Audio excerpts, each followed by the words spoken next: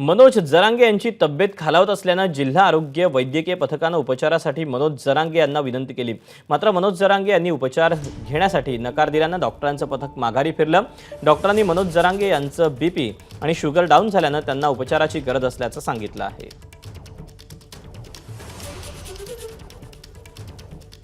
आज सकाळपासूनच थोडीशी प्रकृती खालवलेली आहे।